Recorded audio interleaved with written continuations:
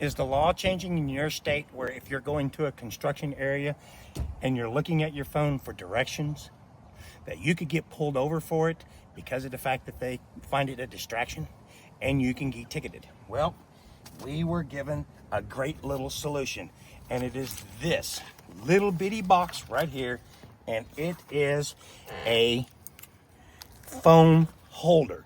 Now, the cool thing about this is you can see, is you can put it in any direction. Now, if you were gonna put it up here on your dash or on the sides or something, you would probably want to use this, clean it, stick it down, and put it there. As far as for me, what I want to do with mine is very, very simple. You can hear that, and as it does, watch this dome, and you can see it suctions in just a little bit. And what that does is that helps that stick. So I would like to have mine about right here, lock it in, and then there.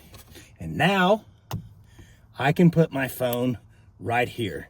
So that way, if I do need to look at directions, I can do it without it being my hands being occupied.